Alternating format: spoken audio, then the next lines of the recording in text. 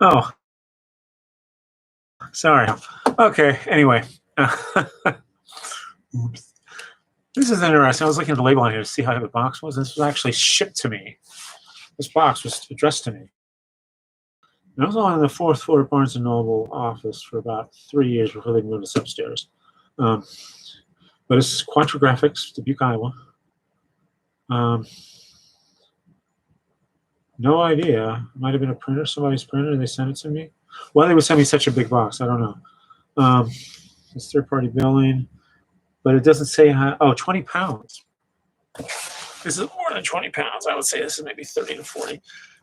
But hey, we're going to open it up. Live. First time, and I don't even know when they sent it to me. Is there another date on here? 2001, April 21, 2011, excuse me. 2011. So 10 years ago is when they shipped it to me originally. I probably immediately recycled this box and sealed it up. We'll find out what's in here. Why I sealed it up, it says graph on the little note here, GN/BK, graphic novels and books.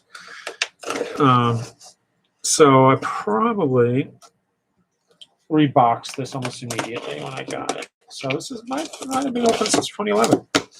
Let's find out. Ooh, looks like an animation book on the top. Yes, The Art of Cartooning. Bargain book. Bargain book. Not a remainder, not just bargain book. As in something actually designed and published for the bargain book market, not something that just didn't sell as a regular book. Again, this was $8.98. Roger Armstrong, Walter Foster, Jack Keeley, Don Jardine, PhD, and Ed Nofziger. When you can see it is because if you look on the back here, it says BG, Bargain Art Photo Architecture. $8.98, not a bad book. Folds flat. But here's an example. Oh. I have no idea who these guys are. Oh, I see. Okay. Each person of these does a different section. So it's comic strips by Roger Armstrong. Man or woman? Do you know who Roger Armstrong is? Oh, he's worked on Little Lulu, The Flintstones, Napoleon, Uncle Albie, Ella Cinder, Scamp, and Bugs Bunny. It's also been in academia. Yeah.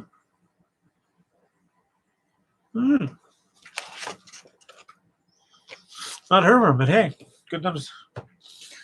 Good for him. So yeah, I would just on that.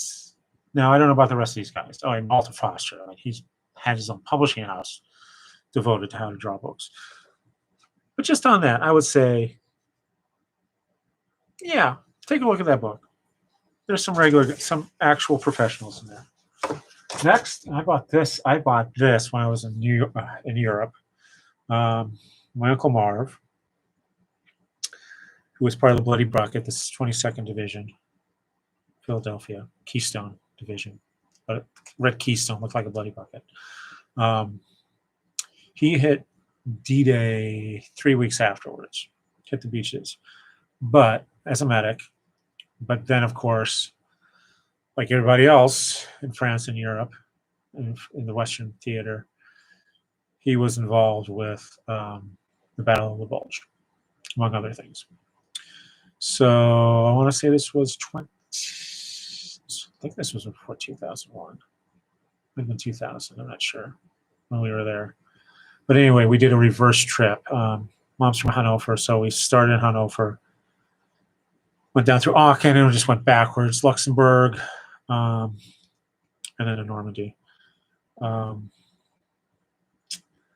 And whenever I visit someplace, I would check the gift shops, and I found this graphic novel from the Memoir d'Europe, Ken Normandy Memorial, Overlord, 6th June 1904, Freedom.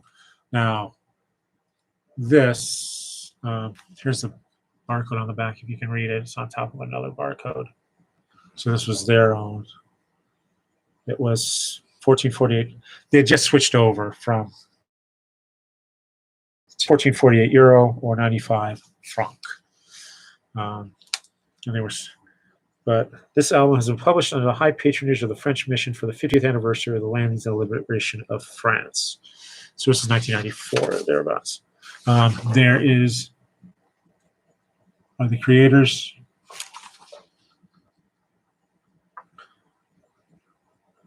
Serge Saint-Michel, Mr. Kit drawings.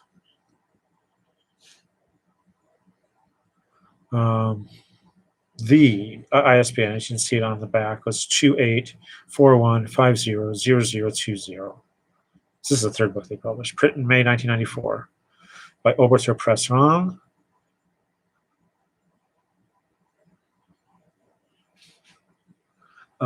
So this, again, you can see here, this is not great Continental Comics, Franco-Belgian comics, but I'm sure the original's in French and then he translated, because you can see here, look at that, how that's extra space in that book in there.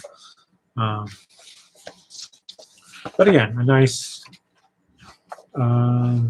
pictorial history of D-Day. Some maps involved, very basic maps. Dramatization, of course, the big map on the end papers.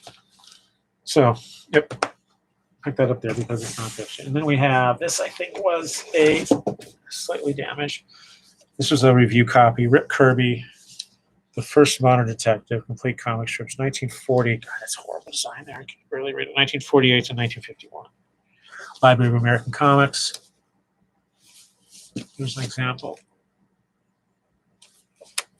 Alex Raymond, of course, one of the masters of the black and white comic strip.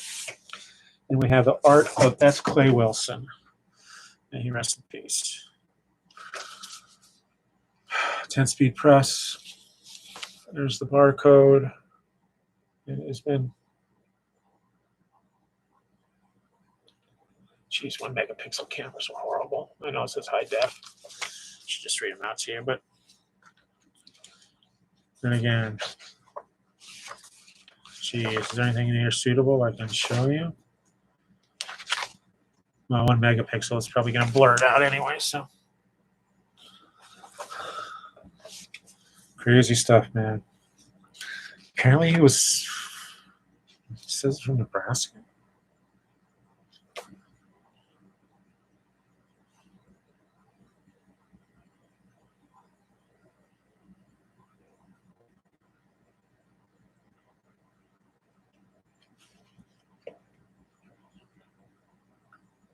I just looked that up. I thought that.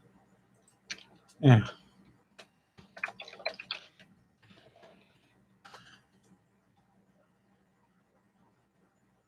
Native, yeah.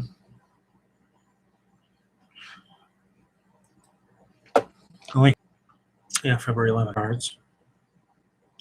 Which I think Art Crumb was working in at the time, or had worked. And then he moved to San Francisco. Wow. So, again, if you want to make it big as Nebraska, you have to leave the state. Oh, this is a nice edition. Salem Brownstone, a wonderfully imaginative, stylish piece of work by, quotes, Alan Moore. It's by John Harris Dunning and Nico Singh. But here, look at that. That is a cloth cover that's printed. This was a $19 edition.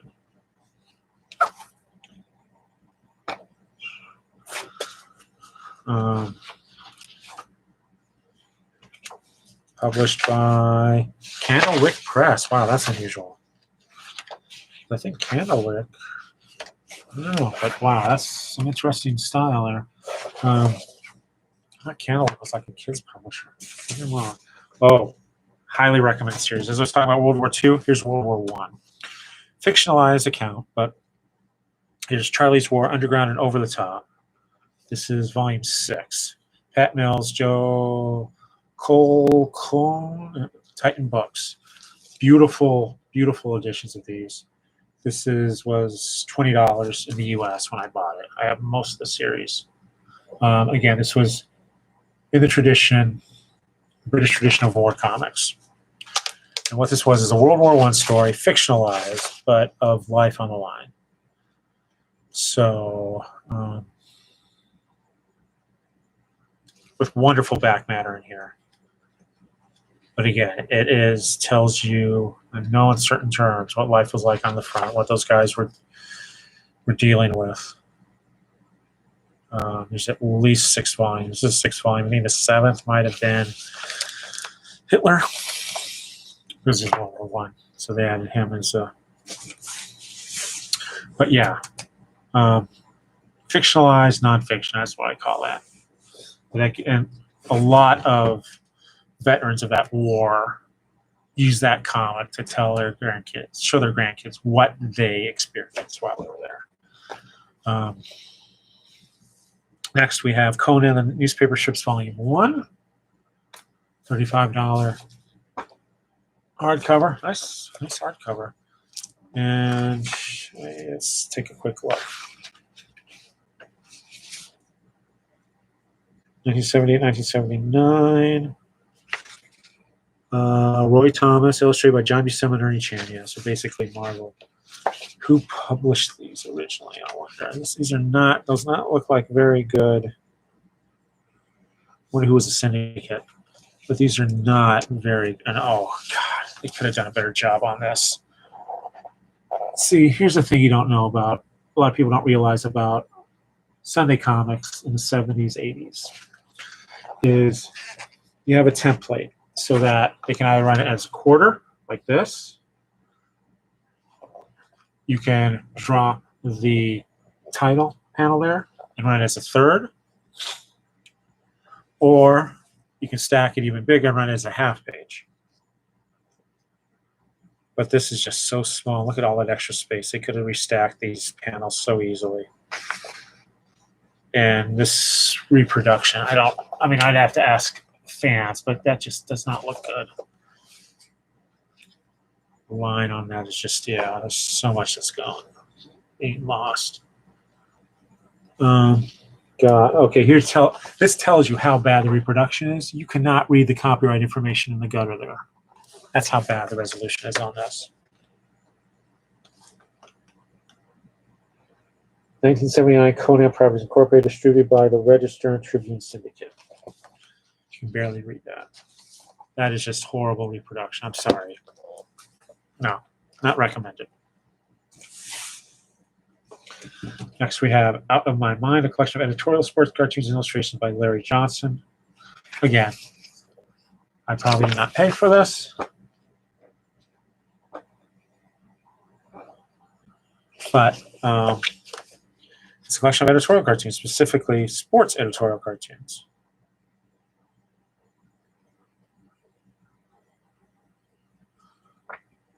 In color.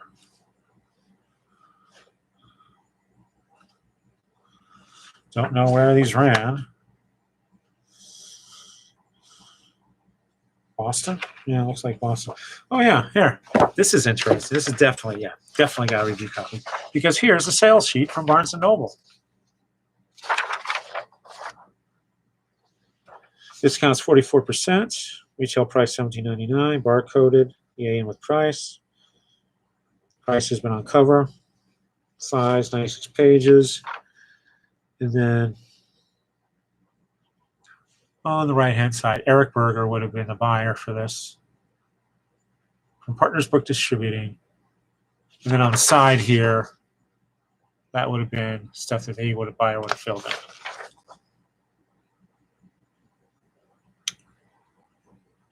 February 1st, 2010. So, a little look behind the scenes there. But now Barnes & Noble bought books, if they bought them.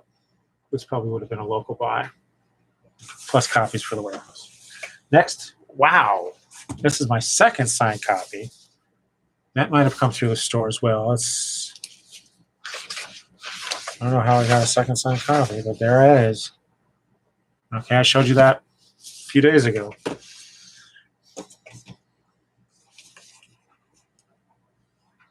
So, wow. Cool. And then I have this in a normal size book too. Because Barnes & Noble reprinted it. But this is King's Views of New York, 1896, 1915, and Brooklyn, 1905. An extraordinary photographic survey compiled by Moses King, new introduction by A. Santaniello. This was probably another book that Barnes & Noble bought, used, and said, hey, maybe we can reprint this edition. This is OP, it says on here, $50. The original book is a normal, like, novel-sized book, but thick. And it is full of photographs, but also full of ads for companies. But again, what you have in there, and this is probably, all these pictures would have been a full page in the book, either sideways or vertically. And it was partly to show people about New York City as a souvenir guide, but also there were ads in it for local businesses. But again, beautiful period photographs. I would say probably, I would not be surprised to have these buildings do not exist anymore. The first city in the world. Brooklyn, 1905. Brooklyn City Hall. With an elevated railroad, or is that right? Yeah, an elevated railroad goes right by it. They probably demolished that after they built the subway, because there's like 3 or 4 subway lines that go right there.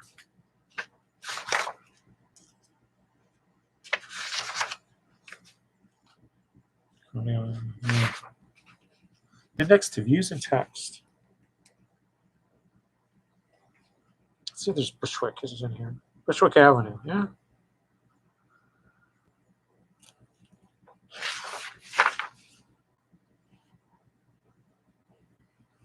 So the last one was page 70.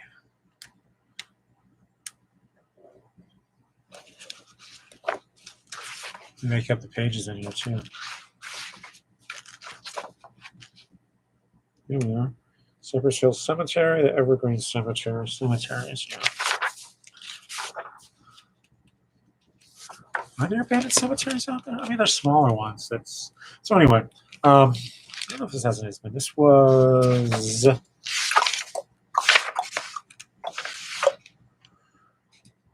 Boston reprint edition, 1980. So the ISBN for this is 0405087101. Bingo. So actually a lot easier to use than that. And this is New York and Brooklyn, whereas most of the editions you'll see is just with King's New York. Not bad. You can find reprints of that too. Next, this is still mint and still sealed. Rassel the Drift. This is $50. There's the ISBN. I believe this was a limited edition. Hardcover of Rassel, R-A-S-L, The Drift. Volume 1. So there's a Volume 2 out there probably. I'm just going to look this up again on Amazon and see what the current value is, because this came out, I want to say, probably 10 years ago or more. Yep. Rassel Collector's Hardcover Edition, 2009. Yeah. All right. Hardcover, $135.25. One new from $150. Limited edition of 3,000, signed and numbered bookplate, exclusive sketchbook section. And I've never opened it. And getting towards the bottom here. Oh, yeah. Friend of mine, cool guy, drawn just about anything. Masterpiece Comics by R. Sikoriak. Here's the book. And again, he takes well-known comics you might know, and it's like here, classics on parade, right? Story of Genesis. Blonde Eve, and many other favorites from the ancient world to the life. So Mr. Dithers is God, Blondie is Eve, Dagwood is Adam. And they're naked.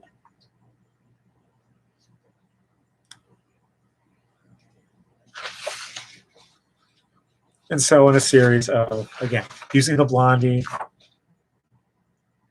template, he tells the story of Adam and Eve. And there's Dante's Inferno Bubblegum. Bazooka Joe. Mephistofield, which is Garfield. You have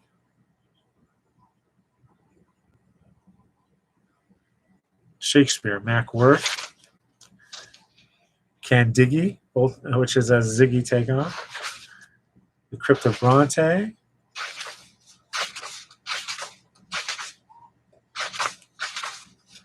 Done in that wonderful EC style. Looks like, yeah, he did use Little Hester's Little Pearl, which is Little Lulu crossed with the Scarlet Letter.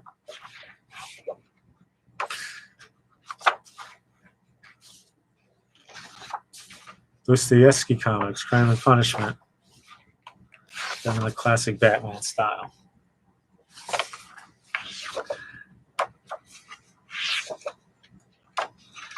And Masterful Funnies, Little Dory, which is the Dorian Gray, but Dorian Gray crossed with Little Nemo. Good old Gregor Brown. Metamorphosis.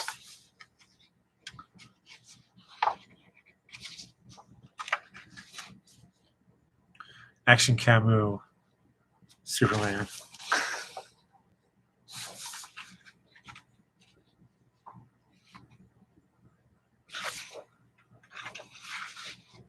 And then Go-Go and Diddy and Waiting to Go, which is Waiting for Godot, but with Beavis and Butthead. Good stuff for $19. If you're an Apple fan, he illustrated the complete end users agreement from Apple. Whole text and variety of cartoon styles. Good stuff. Now here we have a Strand signed copy, $26.95. Originally, $29.95. Crazy Cat and the Art of George Harriman, a celebration by Craig Yo, with an appreciation by Bill Watterson. Craig Yo, you're a friend of mine. I'm not dropping names here. I just know these guys because they're cool guys in comics. I'm a cool guy in comics.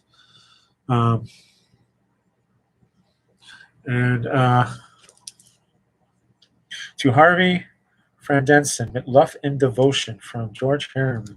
Okay. That's kind of a cool end paper. Right? You're like, whoa, we actually autographed it.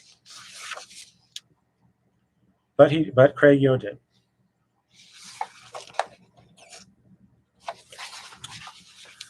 And